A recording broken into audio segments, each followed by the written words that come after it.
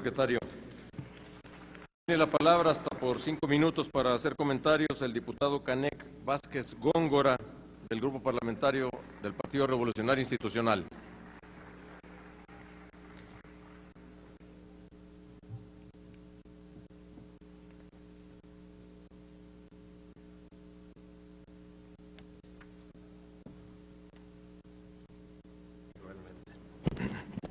Con su permiso, diputado presidente. Señor secretario, es contundente que en los últimos 9 años ha crecido la injusticia social y el número de pobres. Este hecho cuestiona la eficacia de la política social asistencialista instrumentada por su gobierno. El esquema de distribución focalizada de recursos públicos que aplica oportunidades convierte a los individuos en receptores pasivos del subsidio público y rompe las redes de solidaridad y producción comunitaria. La estrategia de combate a la pobreza de los gobiernos panistas ha fracasado. Hoy México tiene los 50 millones de pobres.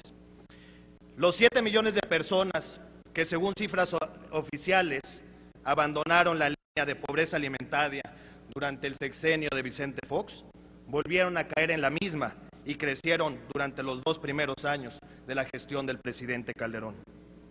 Hoy están agotados los mecanismos redistributivos del ingreso público que no estén dirigidos a generar producción, empleo y autonomía ciudadana. Para que México sea un país incluyente, se requiere impulsar un proceso de crecimiento económico sustentado en el ejercicio de los derechos económicos, sociales y culturales, y no condenar a los pobres a sobrevivir del subsidio gubernamental. El subsidio a la pobreza solo profundiza la exclusión.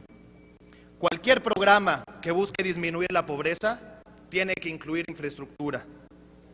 ¿Bajo qué lógica se pretende, señor secretario, que el componente de salud del programa Oportunidades genere una dinámica de corresponsabilidad de atención primaria a la salud, si existen observaciones de la Comisión Nacional de Derechos Humanos acerca de que el Sistema Nacional de Salud no tiene capacidad para generar de forma efectiva el derecho a la protección de la salud? La tardía, ineficaz y torpe respuesta del Ejecutivo Federal ante la emergencia derivada de la aparición y proliferación del virus de influenza AH1N1 demostró la falta de previsión del sistema público de salud, la débil coordinación de las instituciones nacionales de salud y la irresponsabilidad, sobre todo, del Ejecutivo Federal.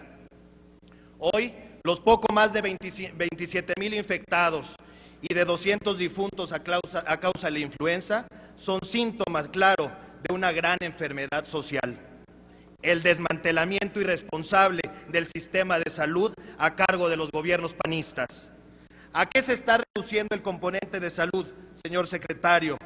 ¿Le parece acaso justo que los pobres de este país tengan que acreditar asistencia a centros de salud sin equipamiento y sin médicos a cambio de una despensa familiar y de permanecer en el padrón de subsidio a la pobreza? Y que las pocas unidades y profesionistas médicos se conviertan en llenadores de formatos y en supervisores de padrones. La realidad salta a la vista. No se cuenta con el personal médico para cubrir la demanda. Se carece de infraestructura hospitalaria, equipos, medicinas y materiales médicos. Por otro lado, el programa Oportunidades destina casi la mitad de sus recursos a distribuir becas escolares, desconociendo que el ejercicio del derecho a la educación no se garantiza distribuyendo individualmente recursos entre los pobres. Las becas se agotan en el consumo de subsistencia. Es una vergüenza que se estén malgastando recursos y, sobre todo, que se esté condenando a la niñez de este país al simulacro y a la mediocridad. Señor secretario, ¿cómo explicar el impacto de Oportunidades frente a los bajos niveles de los estudiantes en relación con las competencias básicas en pruebas como PISA?